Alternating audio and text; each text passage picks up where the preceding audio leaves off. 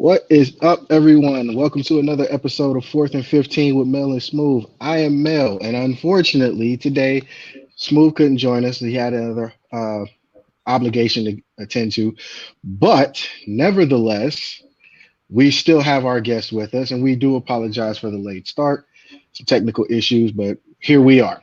And without any further ado, the wizard himself has decided to join us. And Mike chaturantabut, it's great to have you on, sir.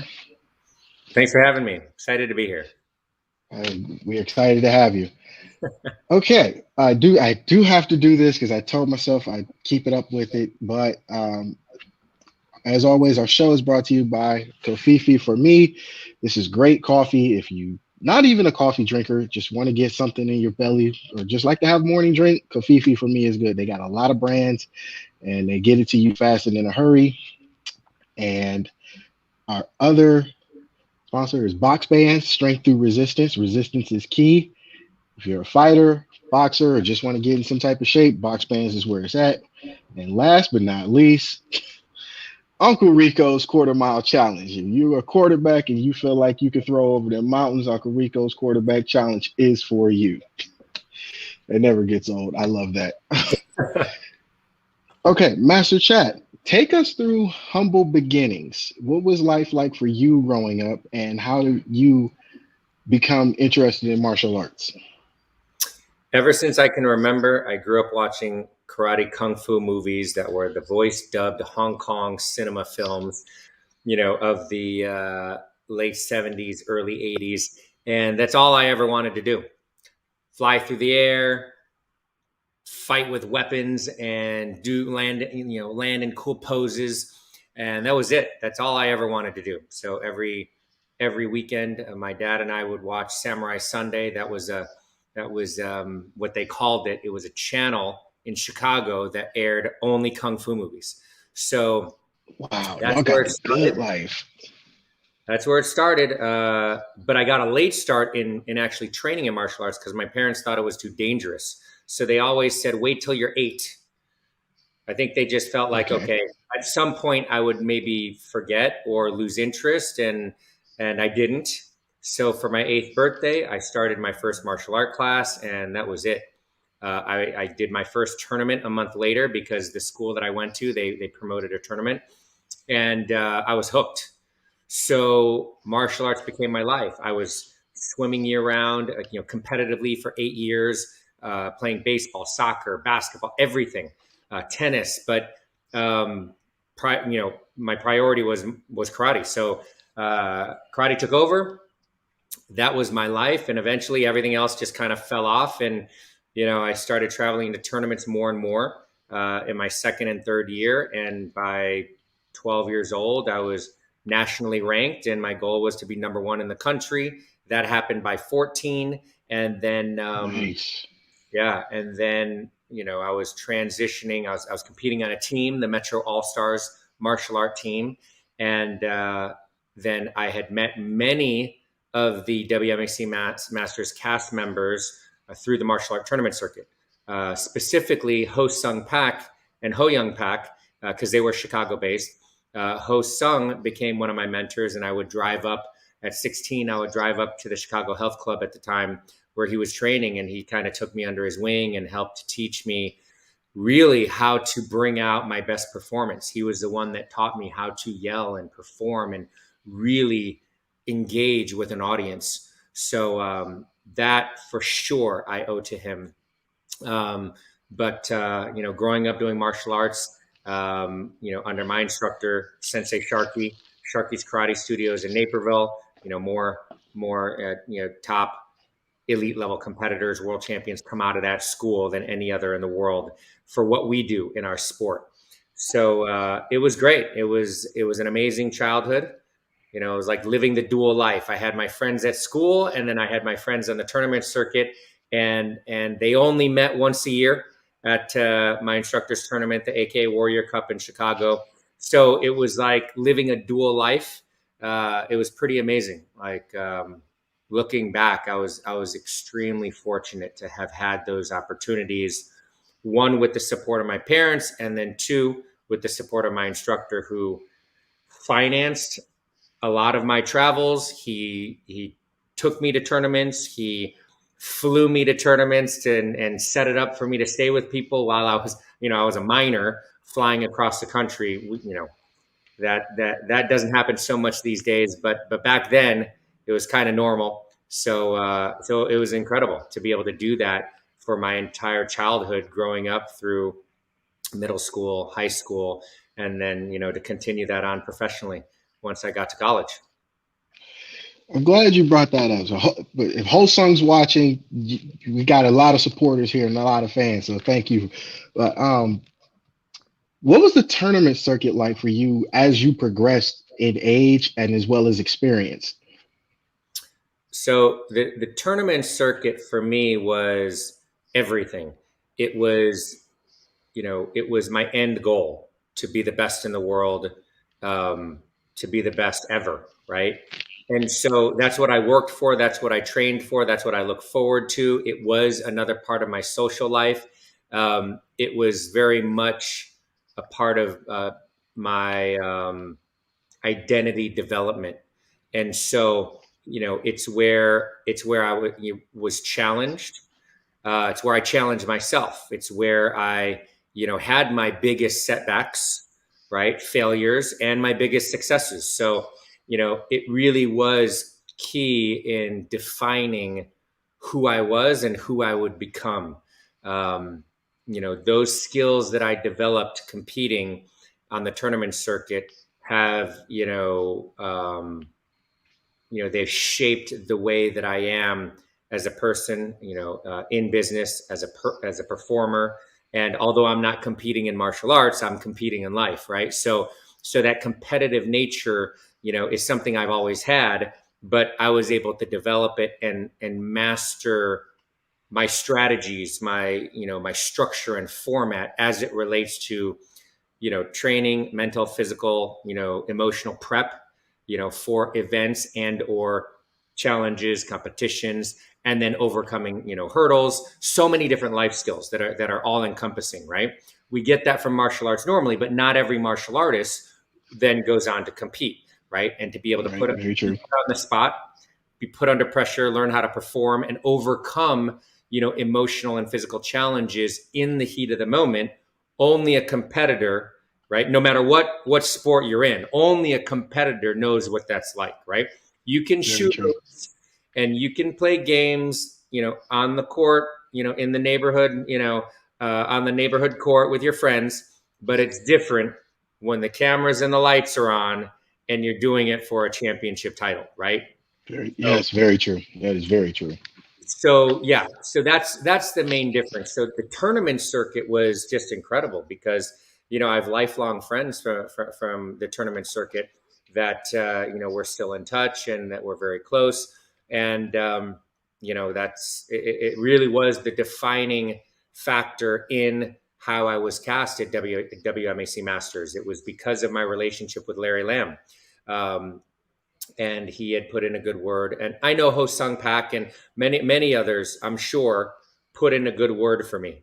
But I was the young, up and coming um, adult competitor at the time.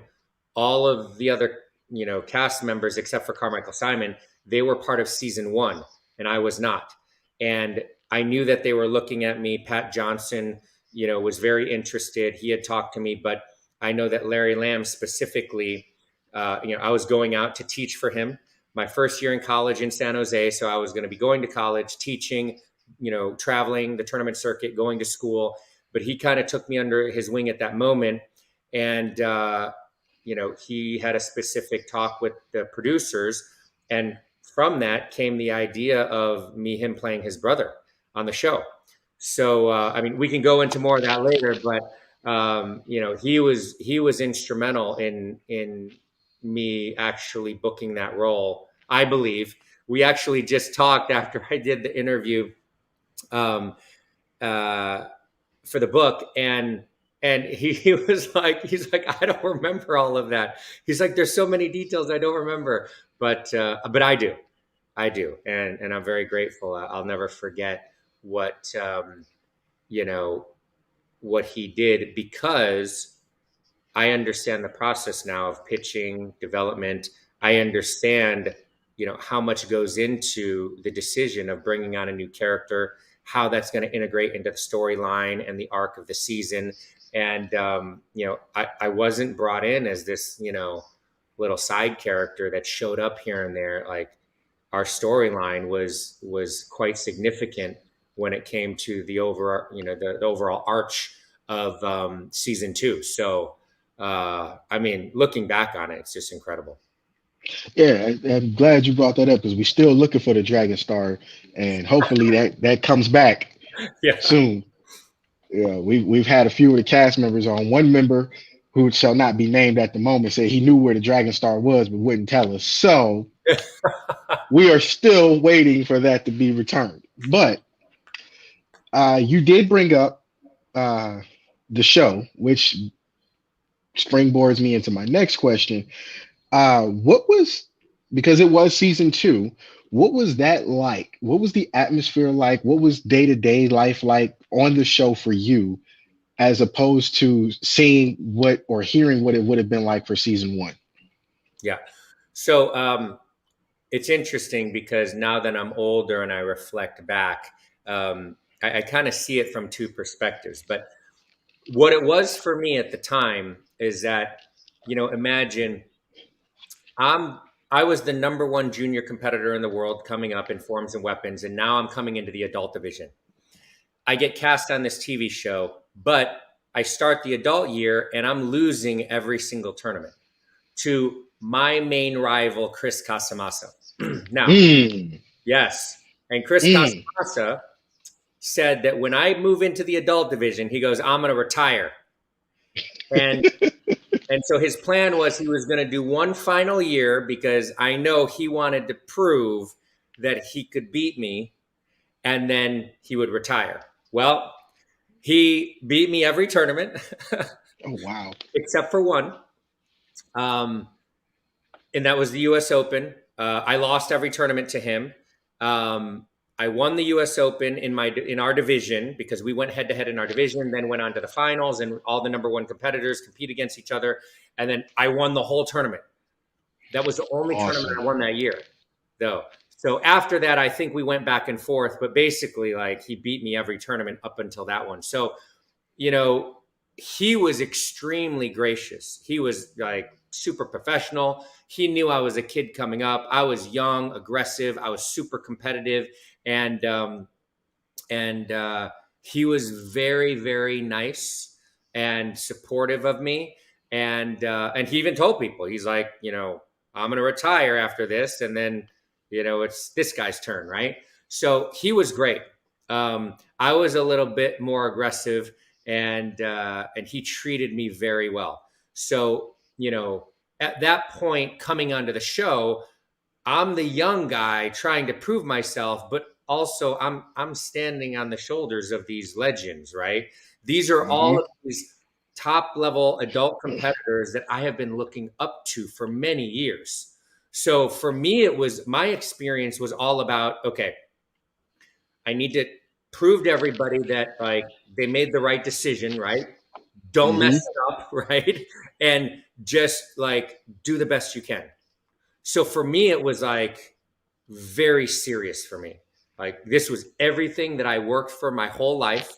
And now I've actually been booked as a lead character with an ensemble cast on a TV show doing martial arts. Like, this is it. Like, I made it, right? But now I got to prove it.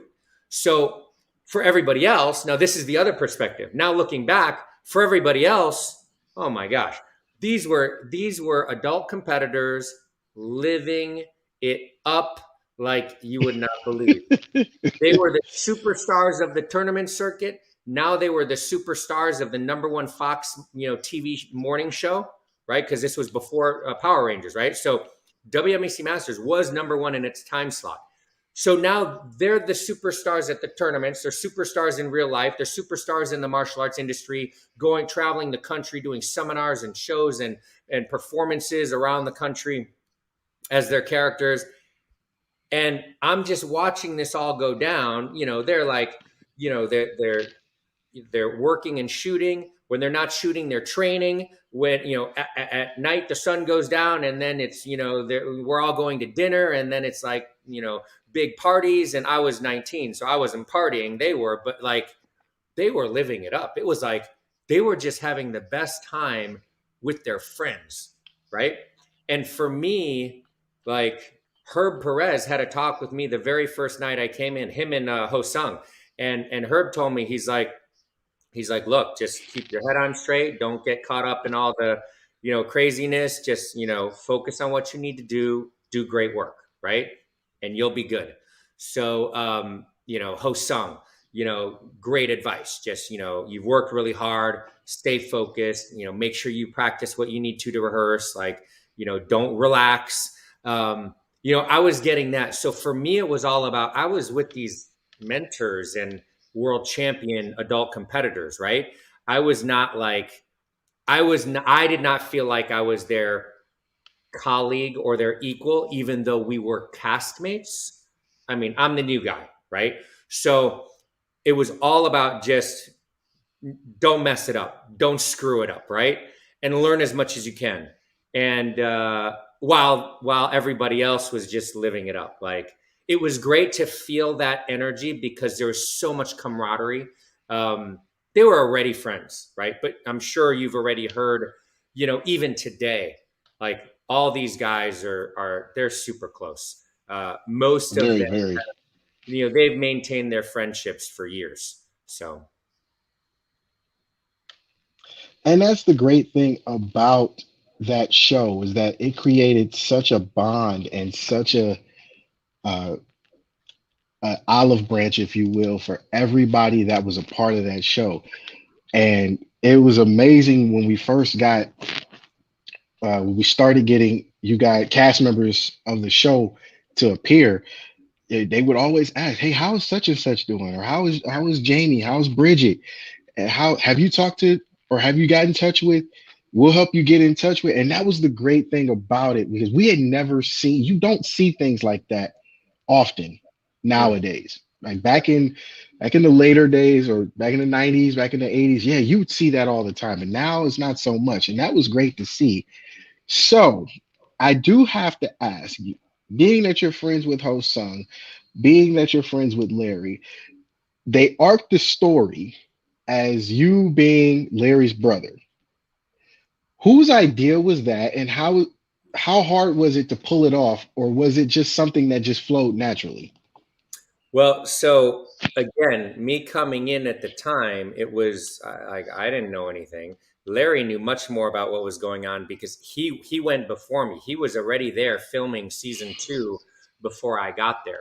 So where the idea originated, I don't know.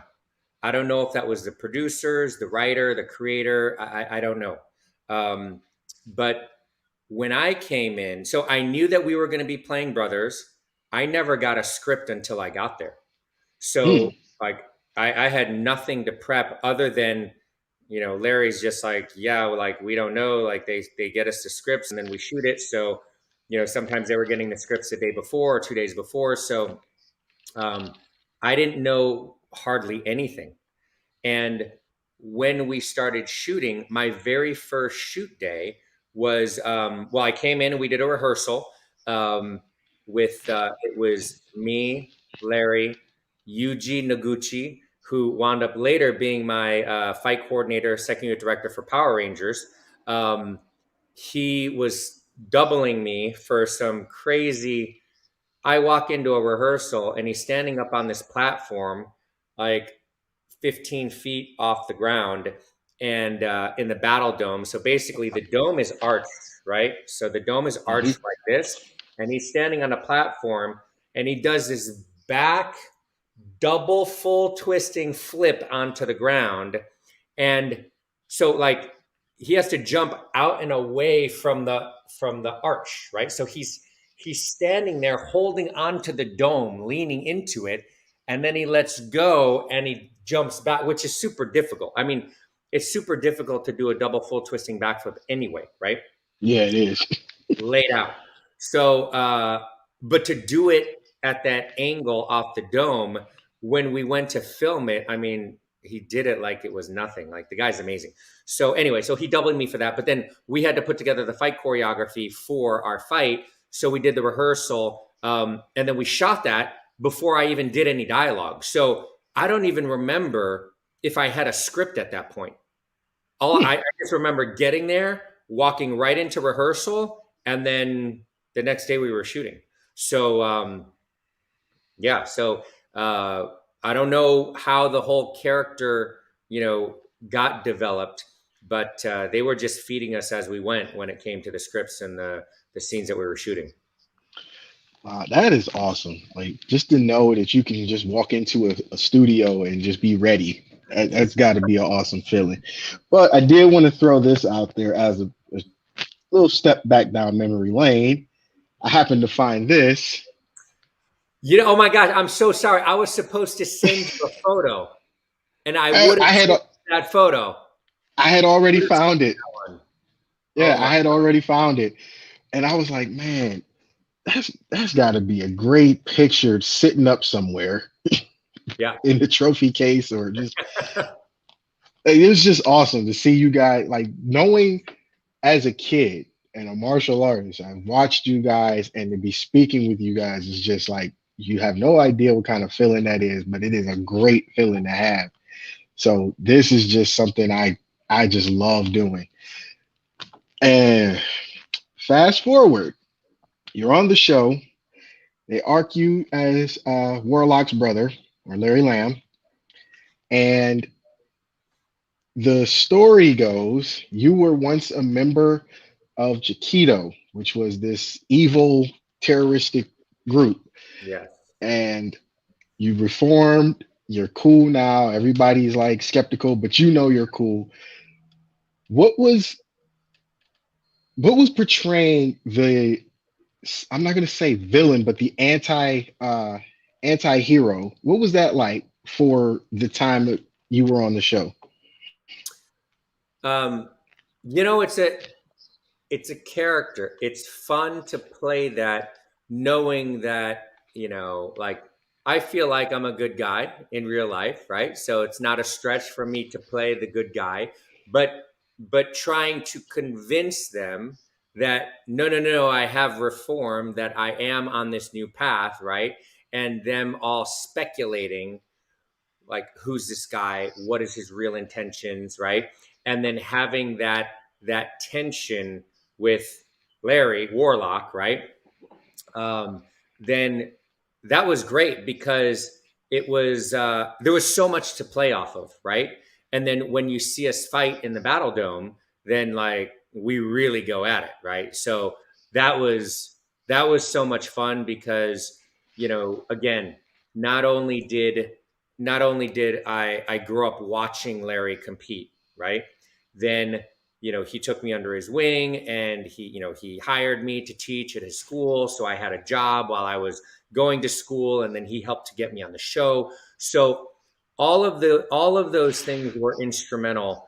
So to be able to just not just play the character, but to do it with a friend, mentor, right? Like even more meaningful. So it was like truly living the dream, right? Like I was living the dream. Yeah, because there were many a Saturday mornings here in Cleveland. I'm yelling at the TV like, he didn't do it.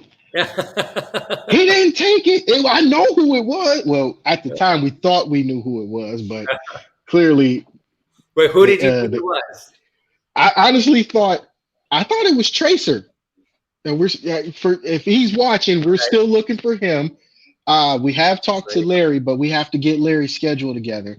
But we thought it was just, I honestly, me personally, I thought it was just Tracer by himself. And then as the story played out, you see him and Warlock conversing, and like, come on, man. I love Warlock. Like Warlock looked out for the short people in the world. And now y'all working together. Okay, who else is it? And then the cliffhanger at the end of season 2, it's like him too, Tsunami too. Oh man. It was almost, that was actually on the level of the 5 episodes where we had to figure out who the Green Ranger was in the episodes of Power Rangers. Hey, speaking of Power Rangers, a little birdie, well, actually some research, has told me you were actually a Power Ranger as well. Blue Ranger on the Lightspeed Rescue season. How did that come about? So this was a few years after Masters, and I auditioned like every other teen around the country. There were over 7,000 submissions Sheesh. during that season. Um, I had 8 auditions, Oh, wow. and yeah, it was such a long process. But yeah, I got down to the final, and in the final callback, final director producer callback. Uh, oh my gosh, why am If I you don't blanking on his remember, name? if you don't remember, it's okay. We're not going to hold it against you. No, it's not Yuji. It's Koichi. Oh my God, Koichi Sakamoto. So Koichi Sakamoto was responsible at the time for all of the action for the show. Nice. So Akihiro Noguchi Yuji worked under Koichi. He was the head of the Alpha Stunt team. So Nice. I go into the room for the final chemistry read, and Koichi's there, and I'm like, Koichi. He's like, Mike. He's like, oh, so good to see you. Now, I knew of him. We had never met in person, but he was so excited because I was the one like real martial arts with extensive experience that was auditioning. So in that moment, I figured, oh, that's why I made it down to the end, because he was involved in the casting process. Well, what I found out later was that he wasn't. Like, he had just flown in from Japan, and he just found out that morning that I was in the final round. So Nice. yeah, that was really cool. But yeah, I mean, I auditioned with thousands of kids, from all over the world. 8 auditions later, they sent us a contract and sent us into the final chemistry read, and that was it. Then we got booked, and we were in training for a month, and we started shooting. Oh man. Yeah. You for those watching, I don't think you guys understand how much and how integral WMAC Masters was to our childhood because through this show, we have literally found out so much about the cast members, how the show went on, what other projects you guys have done. It's so awesome to see that. And like from me to you, just it's awesome. Thank you for being a part of my childhood. Yeah, what's crazy is that Richie Brandon, God bless him. He was the first of the cast members to go on and work on Power Rangers with Isaac Florentine. Hmm. So, the fact that he did it, but he was doing all the stunts, right? So him, Hmm. Sophia Crawford, Bridget Riley, they were the first. So then it was like, okay, like this is possible. So then one of my goals was then to get on Power Rangers, right? Um, I was just trying to get on and do anything, whether it was stunts or acting, but then, to actually have the opportunity to audition and go after a lead role, that was incredible.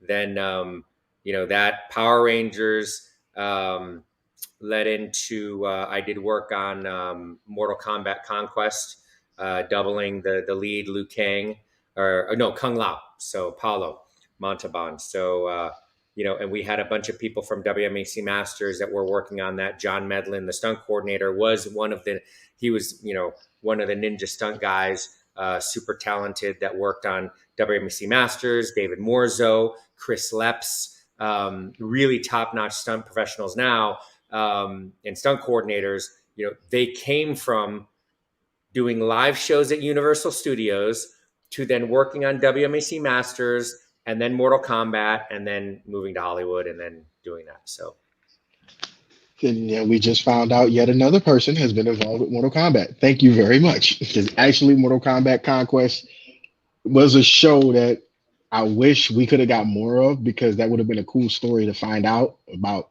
one of what would be a lead character later on in the series of the video games and all of that.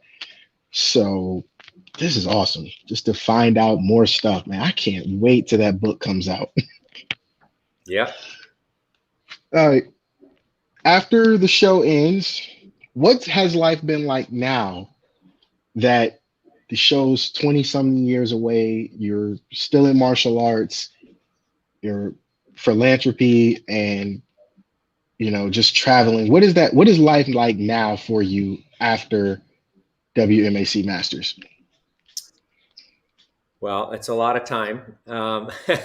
So two kids, two kids later. My youngest is 14. My oldest is 22. I'm remarried. Just celebrated our 6 year anniversary yesterday. Um, Congratulations. Yes, my wife Narita Bega. She's amazing.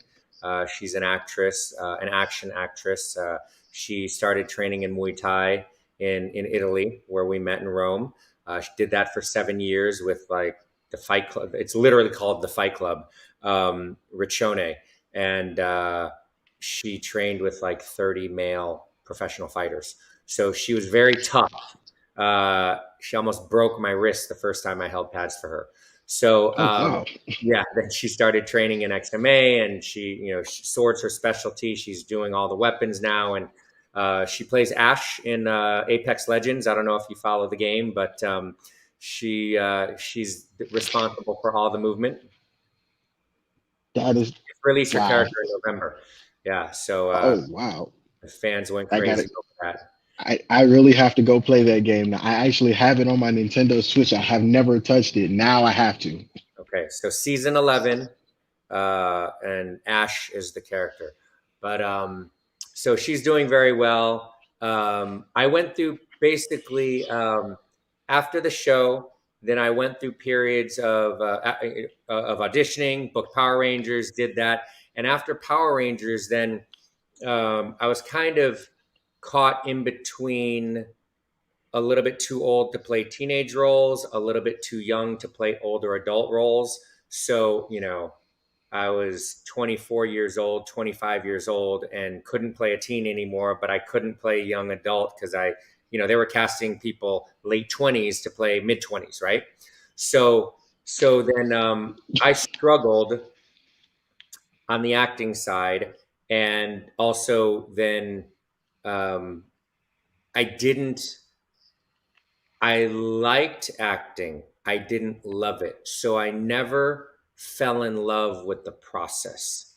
Hmm. So my work that I was doing in acting class, it was not at the level it needed to be to really be competitive at that time to book better roles. So I had great opportunities in the martial arts industry, and I decided to then just see where those led. So that's where I created my brand, XMA Xtreme Martial Arts. I partnered with Century Martial Arts and the Martial Arts Industry Association, built my brand, my companies, our product lines. Then a few years later, opened up our headquarters facility, training facility in North Hollywood. And that took over 15 years of my life. Started training instructors around the world, hundreds at a time, working with different organizations, within through Century, Maya, the American Taekwondo Association, Victory Martial Arts with Chief Master Von Schmeling out of Orlando, Florida. They've got 50 schools around the country and branching worldwide in Europe and Spain and Australia. So I started doing that kind of work. Then decided like 4 or 5 years ago to then come back into acting. Decided that wasn't where it was at for me. Thought maybe I wanted to action direct and started to do that a little bit. I've got a couple projects that are in post production right now, but what I realized was that producing was much more my skill set. And although I do love to act and perform, if there's a role that's right and it makes sense, great. Love to jump back in front of the camera. But I've got several projects that are in development right now. One in particular with David Leach and 87 North, and we're moving that one forward. So we're excited about that. I used to train David when he was doubling Brad Pitt and Matt Damon when he was younger. Same time that I was, Chad Stahelski. They were all friends, these stunt guys. Chad Stahelski was doubling Keanu Reeves for the Matrix movies, and so we had a little training group, and I used to train them back then. So Nice. fast forward, 25 years later, we're developing a show, and very excited about that, and just enjoying life, working hard, helping my boys on their endeavors. My older son is doing some stunts right now. He was in Cobra Kai. He had a nice little guest star role. Oh man. Yeah, he was part of The Mandalorian, Boba Fett. He's doing a Disney show right now down in New Orleans. And my younger son, Gage, had a great little role in The Matrix. So he plays That is Carrie Ann's awesome. son, Trinity's son in the film. So that's exciting. That just came out. So yeah, that's it.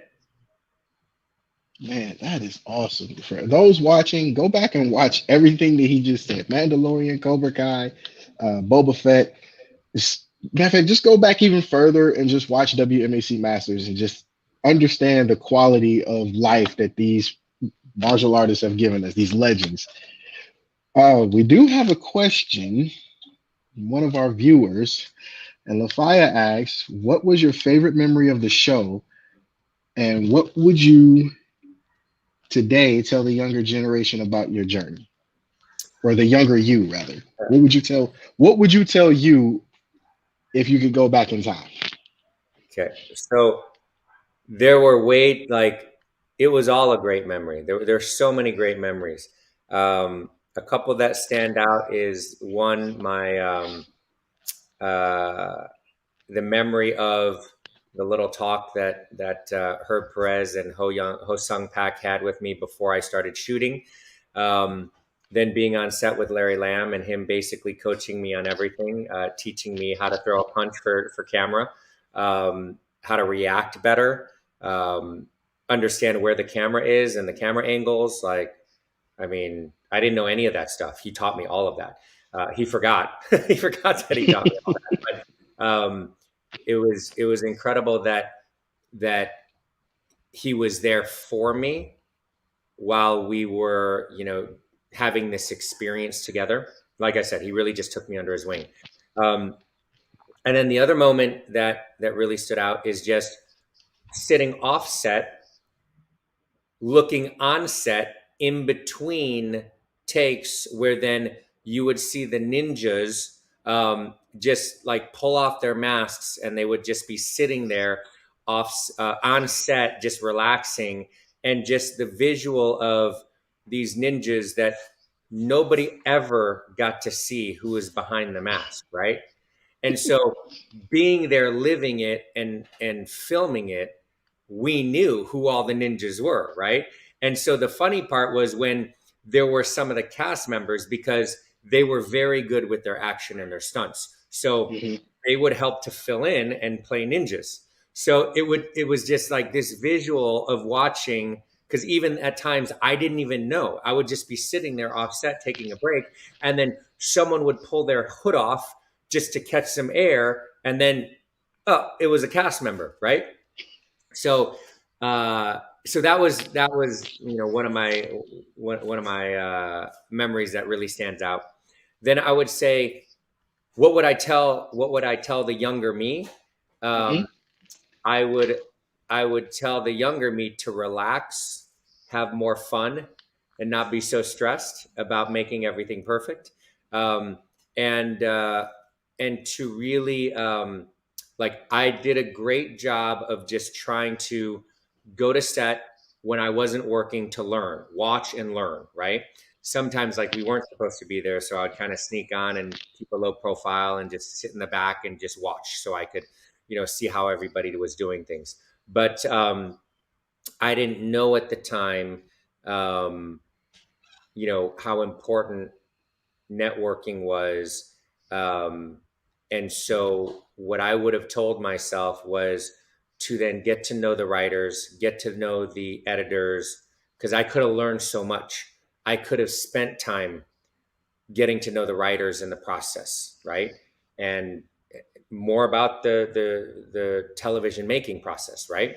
I could have been more involved in the scripts and what was to come, instead of just sitting and waiting for the script to show up, right? I could have learned more about editing, by being in the editing room. I know some of the other cast members did that, but I didn't even think to do that. So, hindsight is 2020. Then all of those things I would have told myself to start earlier, not wait till later, right? Many of these things I didn't start doing until I was on Power Rangers. Oh wow. Well, the fact that you still know it now is even better. Yeah. And it's got to be an awesome feeling. I know it would be for me had I even took that route. The last question, you mentioned XMA. So, what has XMA been up to as far as the world is concerned? So we started this brand, XMA, Extreme Martial Arts, to encompass what people were already doing in the tournament circuit. So you would see the mix of martial arts, dance, gymnastics, acrobatics, the performing arts, musical choreography, all put into one, right? This Hmm. is what every people were doing it. I didn't invent it. I created a program and labeled it. What is this that we're watching? It's not Hong Kong style martial arts.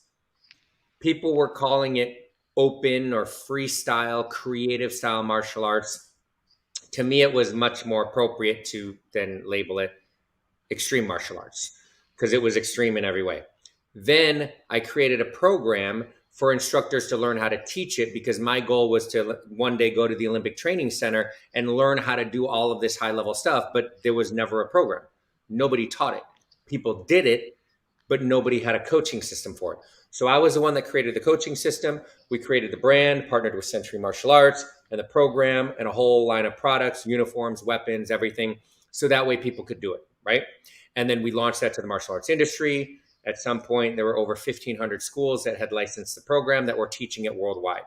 We did seminars and educated instructors, and then came YouTube and Facebook.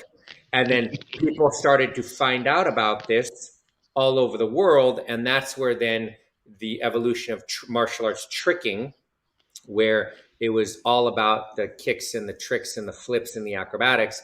Martial arts tricking became popular online because they would see people from San Jose, California, that came out of the Ernie Reyes West Coast Taekwondo schools. They created this group called Loop Kicks, and Loop Kicks became famous for tricking and spreading that. And so then there was this explosion of XMA all over the place, right? I opened my world headquarters facility that was open for 10 years. I wanted to move into producing. So then I sold that to my program director, and then it wound up shutting down over the pandemic. But XMA lives on. So if you go to any of the big tournament circuits around the world, the NASCA tournament circuit, WKA, the WACO, ISKA, then they have extreme forms and weapons divisions, team sync and team demo divisions where you're going to see extreme martial arts forms, weapons competition, team competition. And I was instrumental in working with another one of my mentors who was a tournament promoter at the time, Charlie Lee, who we wrote the rules together. And he was a lawyer, so he cleaned it all up. But we worked together in terms of defining the categories of traditional forms and weapons, creative forms and weapons. So you could do traditional movements, but in a creative way. Come up with your own choreography. But that needed to be separate from the traditional forms and weapons divisions, right? Then creative, when you add more than a 360 spin, inverting and doing flips and tricks and acrobatics, well, then that would be considered extreme versus creative. So then we created these divisions so this way competitors could compete in the appropriate category, right? So now all over the world, on ESPN, in the ATA, you're going to see these division categories. That's what I helped to create for the martial arts industry, and XMA was behind that. So then, XMA, is the brand, and we had the program, but extreme martial arts is everywhere. People have been doing this. We just help to evolve it and then create some structure with it. And that is awesome. Thank you very much for your contribution to the martial arts community. And yes, for those that are watching, I am wearing my Cobra Kai hoodie today. I don't care. It is also very cold in my office, so I, I'm just happy, just to have you guys on. Just keep finding you guys and keep speaking with you guys is just awesome. Do you know how many of our XMA talent, and not just meaning when I say XMA, people misunderstand. Um, there's people that do extreme martial arts all over the world that are not connected to me. I didn't train them, or maybe I did train them, or maybe I trained their instructor or their instructor's student then trained somebody, right? But but if you look at season 4 of Cobra Kai, then Dimitri, the character, does an XMA comma form, right?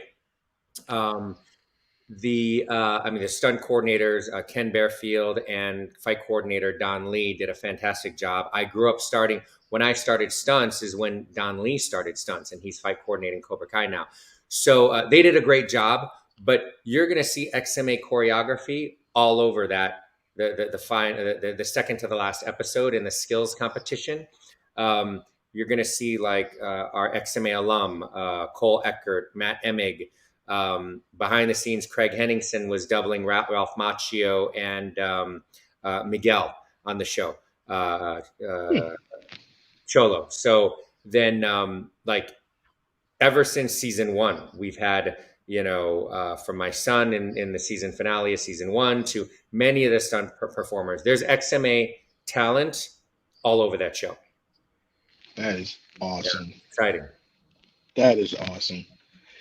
Well, sir, we thank you very much for being a part of the show today. Thank you for taking time out of your day. It is greatly appreciated. You are always welcome back. Is there anything you'd like to say before we get off the air? Just thank you so much for having me. I'm excited to be part of this world, this universe. Happy New Year to everybody out there, and hope you guys are staying safe and staying smart. But I would like to say, because many people often ask this and they're interested in getting into TV and film or acting, whatever it is that you want to do, because anything that you really want to do, if you feel like it might be unattainable, a little bit of a stretch too far out there, or just a dream or fantasy, but not a real goal, then you have to understand that we all started just like you. We started with an idea or a dream or a goal, and then we work towards that goal, right? It's not going to be easy, right? Life is difficult.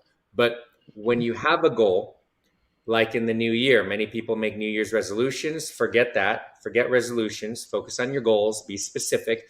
But then you need to create some actions. How are you going to accomplish that goal? Time frame. What are you going to do every day, every other day, every week to work towards that goal? And then a deadline. When do you want to have it achieved by, right? Hey, you want to be an actor? You want to book a lead on a TV series? Well, then how long do you think that's going to take? What skills do you need? Who do you need to coach with? How much money do you need? Who do you need to invest with? What proximity do you need to be in when it comes to the casting directors, agents, managers, the people that are going to help you get that way, get you, into that category? Then, whether that's becoming a top athlete or top musician or a field in academics, then you got to start somewhere, right? So I always recommend being specific. Get your goal setting process down. Life doesn't get easier. We need to get much stronger, much smarter, much more educated, right? And so if you follow that, then you will connect with the right people. You will be able to then find those that can help you and become much more strategic in your process and much more structured in how you move forward with your goals. So, the idea of, oh, you can do anything you set your mind to, never give up, like those are great, but they're not very helpful when you don't have a plan. So Exactly. if you really want something, if you really want to go after it, there's no shortage of people out there in this world that you can connect with that will help you. It's just a matter of putting it out there, right? First, you need to believe in yourself, then others will believe in you. But if you don't believe in yourself, how and why would anyone believe in you, want to help you, right? So if you want it, go get it. It's the new year, new you. Forget the resolutions, focus on your goals. If you want to go after something, start running. Just start running in that direction, and you're going to learn as you go. You're going to connect with people as you go, and you're going to be able to streamline your process, get much more strategic, and then you'll have a chance. Okay? That is the best advice anybody could get right about now, especially with the way the world's going. Absolutely. Well, thank you, Master Chat. We appreciate you being on.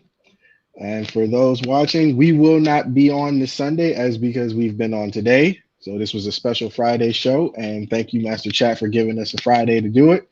We have not done one of these in a long time, actually. I believe Daniel Pacino was our last Friday show. Oh, yeah. Daniel Pacino was part of the group with Ho-Sung Pak, Daniel Pacino, Anthony Marquez. Oh, man. I'm forgetting his name, the big, strong guy. It's weird. Oh, Brian Glenn. Was that Brian Glenn? No. John Parrish, maybe? Not John. He was part of the Wushu training group with Danny, Anthony. Ooh. Oh, my God. I can't believe I'm blanking. I'm so sorry. I'm blanking on his name. What? Well, for those that are wondering, he just named off most of the cast of the Mortal Kombat games. There was Shang Tsung. Video game, yeah. Philip An was Shang Tsung. Anthony Marquez was, I believe he was Kung Lao, the OG Kung Lao. Daniel was the OG Johnny Cage, Scorpion, Sub-Zero, Reptile, Drew Saibot, and Ho-Sung was, of course, Liu Kang. So that was the original video game cast, for those wondering. Gosh darn it. I'm trying to find him now. Oh, here. He played Kano. I believe, Richard. Yeah, Rich DeVizio. Dang it. Yeah, Rich. Yeah.